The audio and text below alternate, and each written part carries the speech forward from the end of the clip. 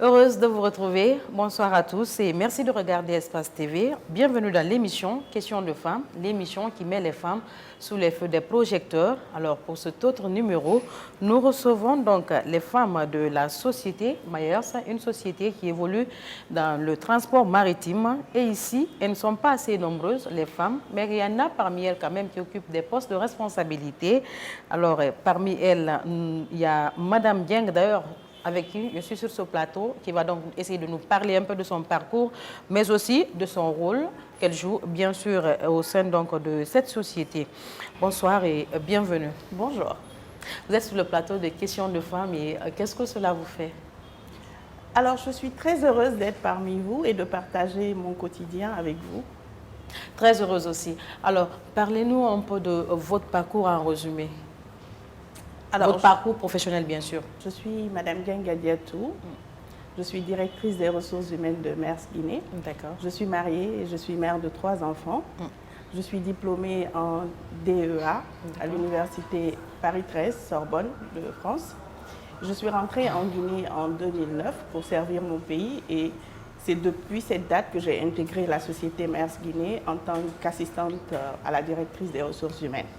Et donc, j'ai travaillé sur mon plan de développement personnel et aujourd'hui, depuis 5 ans, je suis directrice des ressources humaines de ce même département.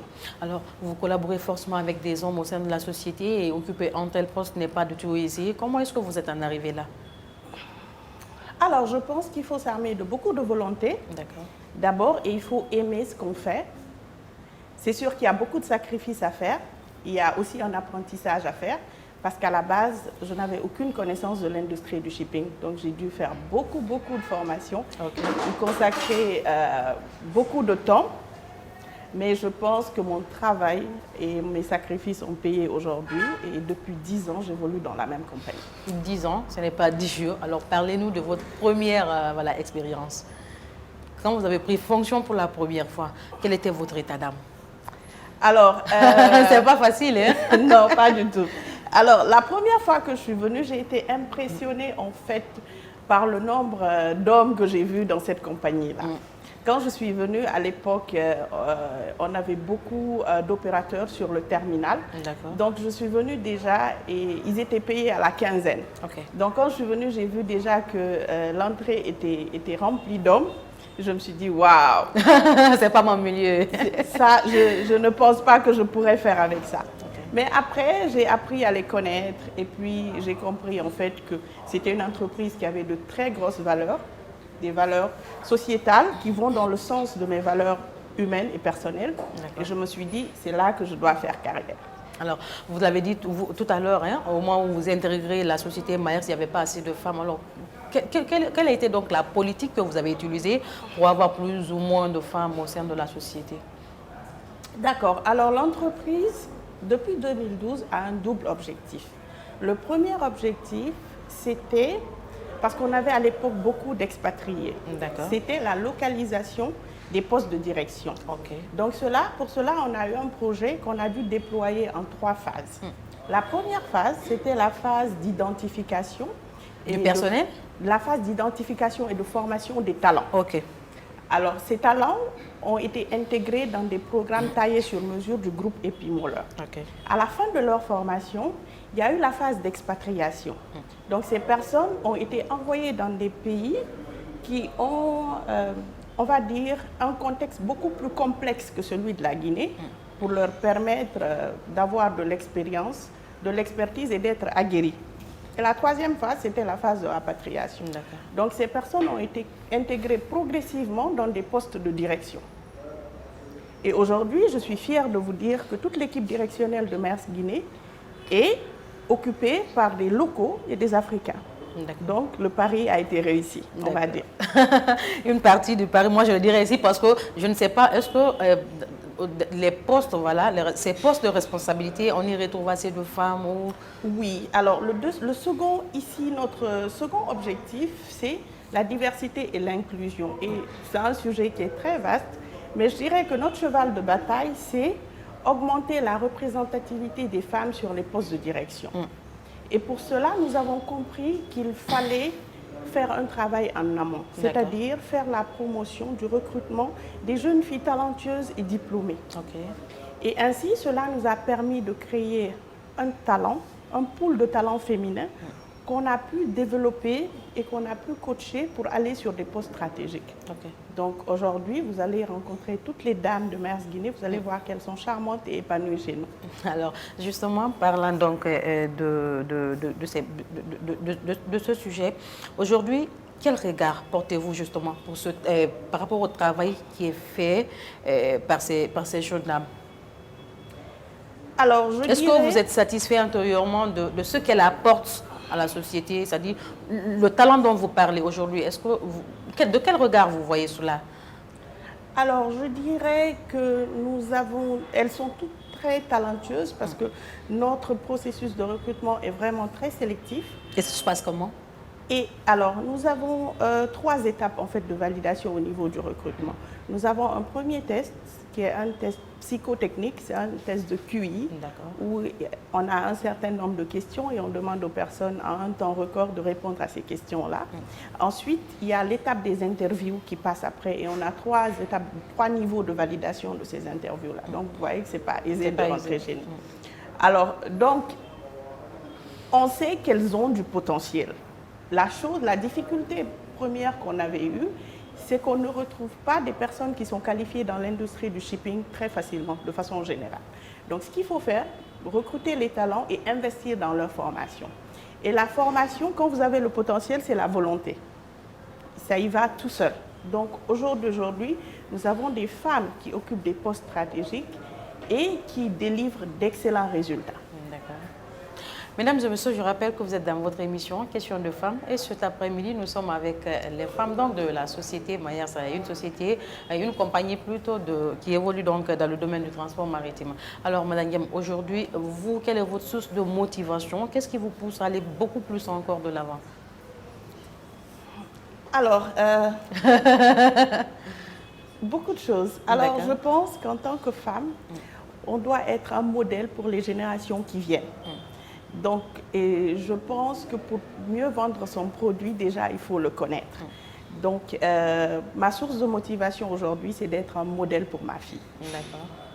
Alors, aujourd'hui, au sein de la société, en tant que DRH, est-ce que vous pensez à des sessions de formation pour qualifier davantage le personnel? Tout à fait. Nous avons des programmes taillés sur mesure au niveau du groupe Epimoleur Maersk. Et nous avons aussi identifié des besoins en matière de formation, des besoins locaux que nous avions. Donc, et pour cela, nous sommes en train de faire un design des programmes de formation sur la Guinée. Et ces programmes seront bien entendu déroulés sur l'année. Alors, quel conseil avez-vous à donner aujourd'hui aux jeunes filles qui encore n'ont pas eu la chance de sortir la tête de l'eau de façon générale? Alors, c'est ce que je dis très souvent. Le chemin le plus court assouvit certes des besoins, mais ne conduit pas à la réussite.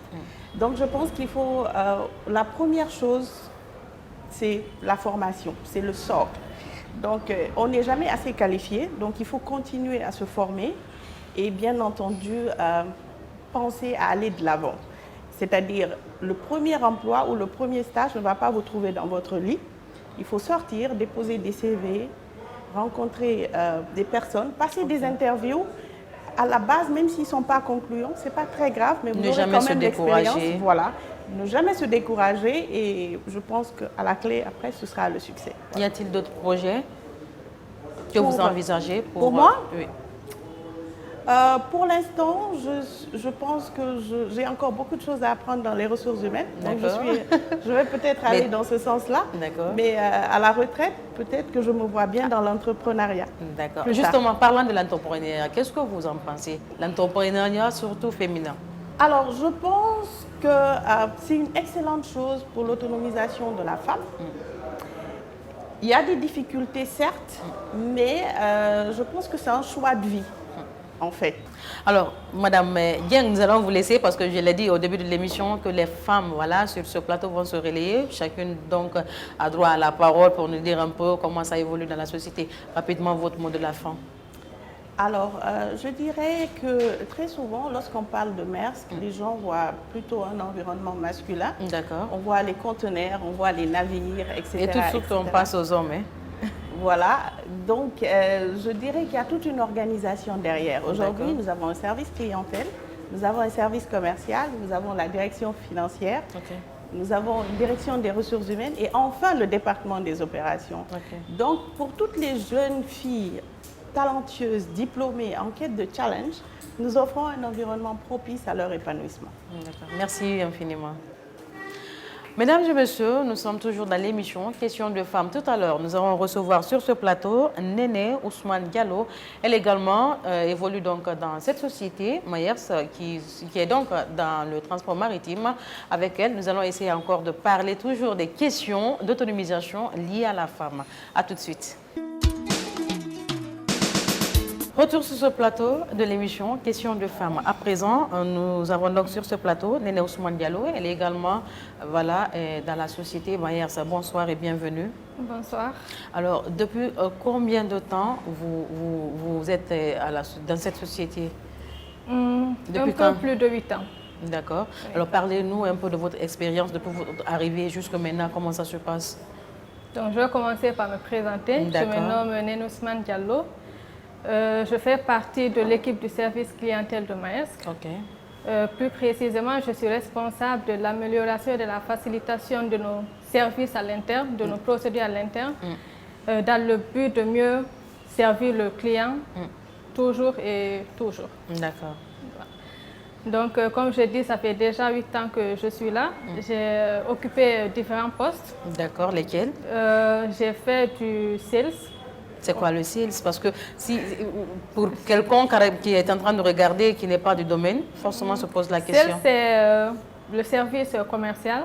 Donc, je devais entretenir un portfolio de clients.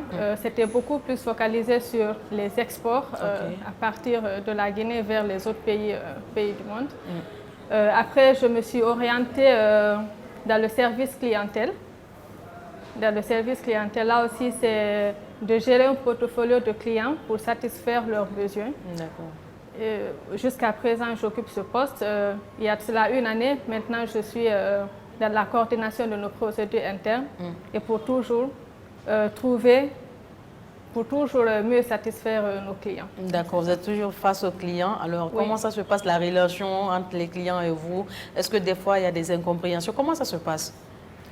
Les incompréhensions ne sont pas liées au fait que je suis une femme, mais juste au fait qu'il y a certains clients même qui n'ont pas une grande compréhension en général du process de shipping, ça veut dire de A à Z. Parce qu'ils ont juste peut-être une expérience sur un côté, mais il y a une plus grande expérience qu'ils ont besoin d'acquérir. Donc, moi, à mon niveau, je suis responsable aussi de les expliquer toute la procédure afin de mieux les équiper et faciliter leurs transactions. Justement, cette facilité que vous essayez donc d'établir le pont entre vous et puis les clients, est-ce que au-delà donc des soucis, des avantages, qu'est-ce qu'on peut en retenir rapidement? Bon, je dirais qu'il y a beaucoup à apprendre. Il y a beaucoup de formations qui doivent être faites. À quel niveau? À votre niveau ou au niveau des clients? Pour mieux faciliter encore la compréhension? Je dirais des deux niveaux parce qu'on n'apprend jamais assez. Donc, à notre niveau, on doit toujours pousser pour apprendre, pour acquérir d'autres connaissances. Mais aussi, au niveau des clients, à leur niveau aussi, ils doivent essayer de se former, parce que je pense qu'il y a beaucoup d'informels, donc il faudra aussi qu'ils passent par la formation. Alors, qu'est-ce qui vous a de plus marqué depuis que vous avez pris fonction au sein de la société jusqu'à maintenant dans votre travail? Qu'est-ce qui vous a de plus marqué? Donc déjà, a priori, le transport maritime, tout le monde pense que c'est un transport dominé, c'est un transport masculin. Donc, moi, à mon niveau, je me suis épanouie dans ce secteur. Et ça, c'est grâce, je dirais, à la formation que j'ai reçue quand j'étais toute petite. On ne m'a pas créé des barrières, soi-disant intellectuelles ou religieuses ou culturelles. Et aussi la société où je travaille, ils ont une culture intérieure qui lutte contre la discrimination et aussi qui priorise, qui favorise l'inclusion des femmes dans le travail. Donc ça m'a beaucoup facilité la tâche. D'accord. Est-ce que vous êtes fière de ce que vous rendez à la société? Bien sûr. Sinon, je ne serais pas là. D'accord. Alors, quels sont vos projets pour le futur? Le projet, c'est d'aller de l'avant. OK. Occuper des postes de responsabilité. D'accord. Il n'est pas mal quand même de rêver, hein? Bien sûr. Et je pense que c'est un rêve atteignable qui n'est pas... Il faut juste y mettre du soi. D'accord. Avoir confiance en soi, ne pas se créer des barrières, s'armer de beaucoup de courage et je sais qu'on peut y arriver. Alors, beaucoup de femmes vous regardent à l'instant et des jeunes filles également qui cherchent à s'offrir de chemin. Quel est votre message à leur endroit? Donc, je dirais déjà, pas seulement aux filles, j'y arriverai, mais je dirais la société en général. Nous devons nous battre pour mettre un accent sur l'éducation de la fille au même titre que ceux de nos garçons, sans vraiment y mettre l'accent sur le côté humain seulement, je dirais, sur le genre humain. Je dirais aussi aux femmes de cultiver leur confiance en soi, de miser vraiment sur l'éducation et la formation. Et elles doivent lutter, pas elles seulement, mais tout le monde, contre les barrières que la jeune fille rencontre actuellement, ça peut être le mariage forcé. Les mariages précoces surtout, les cas de viol surtout qui prennent de l'ampleur dans le pays. Il y a aussi le travail que les jeunes filles font actuellement, le travail domestique qui est vraiment monnaie courante en Guinée. Donc on doit vraiment se battre contre ces fléaux. Et prioriser, comme je l'ai déjà dit, la formation, l'éducation et le travail de la femme. Alors, on vous remercie infiniment d'avoir passé dans cette émission Question de femmes. C'est une émission, nous le rappelons à tout moment, qui met donc les femmes sous les feux des projecteurs. Hein. Alors, encore une fois, on vous dira merci et nous vous souhaiterons très bonne chance pour le futur. Merci bien. Merci à vous. Au revoir. Mesdames et messieurs, vous êtes toujours dans votre émission Question de femmes. Comme je vous l'ai dit au départ, nous sommes toujours avec les femmes donc, de la société Mayers. Tout à l'heure, nous allons recevoir Madame Adjidiatou Silla. Elle évolue également au sein donc, de cette émission. À tout de suite.